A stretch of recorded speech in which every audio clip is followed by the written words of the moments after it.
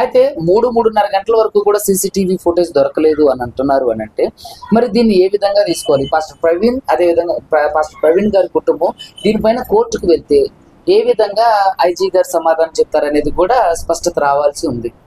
Already Praveen పగడాల మరణంకు సంబంధించిన documents వచ్చు, లేదంటే పోస్ట్ మార్టం రిపోర్ట్ ఆల్రెడీ వాళ్ళ కుటుంబ సభ్యులకు అప్పచెప్పినామని చెప్పి చెప్తా ఉంటారు క్లియర్గా. మీరెందుకు దీన్ని అంటే బయట వాళ్ళే దీన్ని హైలైట్ ఇస్తారని చెప్పేసి కూడా వాళ్ళ కుటుంబం అంటే బయట వాళ్ళు దీన్ని హైలైట్ చేస్తున్నారని కుటుంబం ఎప్పుడు ప్రశ్నించలేదండి. ఎందుకంటే సమాజంలో జరుగుతున్న ప్రతి అంశం మీద ప్రతి ఒక్కరిని ప్రభావితం చేస్తుంది, ప్రతి ఒక్కరు బాధ్యత. ఇప్పుడు దిశ చనిపోయినప్పుడు దేశం మొత్తం ఎందుకు మరి ఉవ్వెత్తున లేచి నిరసనలు తెలియజేశారు? వాళ్ళ కుటుంబమే తెలియజేయచ్చు కదా. ఏంటంటే సామాజిక అంశాల మీద ఖచ్చితంగా ప్రతి ఒక్కరు స్పందించాల్సిన అవసరం ఉంది, అప్పుడు మాత్రమే న్యాయం అనేది దక్కుతుంది. సో అదేవిధంగా పాస్టర్ ప్రవీణ్ పగడాల గారి విషయంలో కూడా వాళ్ళ కుటుంబం స్పందించట్లేదంటే రకరకాల కారణాలు అయ్యి ఉండొచ్చు, కానీ వాటి మీద ఖచ్చితంగా ప్రశ్నించాల్సిన అవసరం బాధ్యత ఖచ్చితంగా విద్యార్థుల మీద అదేవిధంగా న్యాయవాదుల మీద ఉంది. ఎందుకంటే ఈరోజు మీరు చూసుకున్నట్లయితే ప్రపంచంలో మొత్తంలో కూడా ఆయన ఉన్నత స్థానంలో అధిరోహించిన వాళ్ళు ప్రైమ్ మినిస్టర్లుగా పనిచేశారు, అడ్వకేట్లు రాష్ట్రపతులుగా పనిచేశారు, అడ్వకేట్గా ప్రాక్టీస్ అక్కడి వరకు ఎందుకండి.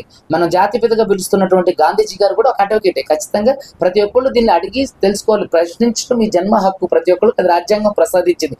డాక్టర్ ప్రవీణ్ పగడాల గారి కుటుంబమే, పాస్టర్ ప్రవీణ్ పగడాల గారి కుటుంబమే దీన్ని ప్రశ్నించాలని లేదు.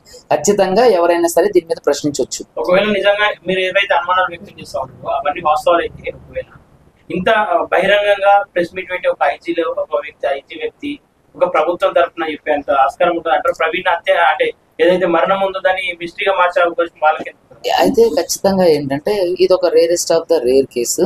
ఖచ్చితంగా ఇలాంటి కేసులలో ఇదే కేసు కాదు, ఏ కేసులోనైనా సరే జరిగినప్పుడు మీడియాకి ఖచ్చితంగా ప్రెస్కి ఖచ్చితంగా ఈ విషయాన్ని తెలియజేయాలి, అది ప్రొసీజర్. సో ఆ ప్రొసీజర్లో భాగంగానే వాళ్ళు కామన్గా తయారు చేసినటువంటి రిపోర్ట్ని, అదేవిధంగా వాళ్ళు కామన్గా ఏదైతే ప్రతి కేసులు చేస్తారో అలాంటి రిపోర్ట్ని వీళ్ళు కూడా ఇచ్చారు.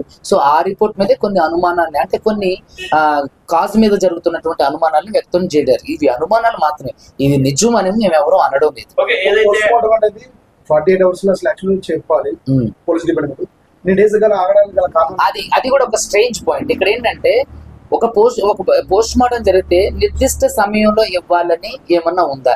ఆ నిర్దిష్ట సమయం ఇవ్వాలి అని ఉంటే ఈ రోజు వరకు ఇవ్వాలని లేకుండా ఉంటే ఈ రోజు వరకు పోస్ట్ మార్టం రిపోర్ట్ ఇవ్వకపోవడానికి గల కారణం ఏంటి?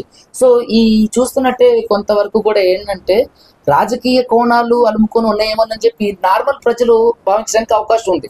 సో కాబట్టి ఈ పోస్ట్ మార్టం రిపోర్ట్ అనేది ఒకటి లేట్గా రావడం అనేది ఈ క్వశ్చన్స్ అన్నిటికీ కూడా ప్రధానంగా ఉన్నటువంటి అంశం. ఏదైతే లిక్కర్ షాప్ కి 3 times వెళ్ళాడు కదా, అక్కడ ట్రాన్సాక్షన్స్ లో ఇతని పేరే ఉందని చెప్పి చెప్తా ఉన్నారు మన పోలీసులకు సంబంధించి.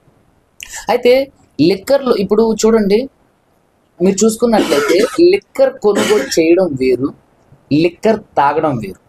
లిక్కర్ కొనుగోలు చేసినప్పుడు ఖచ్చితంగా ఆ వ్యక్తి కొనుగోలు చేసిన వ్యక్తి తాగుతుడు అని చెప్పి మనం ఎక్కడ కూడా స్పష్టత లేదు, చేయలేము కూడా. ఇప్పుడు ఈవెన్ నేను కూడా మా నాన్నగారి కోసం చాలా సార్లు లిక్కర్ కొంటా, కానీ నేను లిక్కర్ తాగను. అదే చెప్తున్నా. మరి 3 సార్లు లిక్కర్ కొన్నటువంటి పాస్టర్ ప్రవీణ్ పగడాల గారు మరి 3 సార్లు ఒక్కసారైనా సరే 400 కెమెరాలు ఎక్కడ కూడా తాక్కుంటూ ఎందుకు దొరకలేదు? పోనీ నా క్వశ్చన్, ఇట్స్ మై క్వశ్చన్.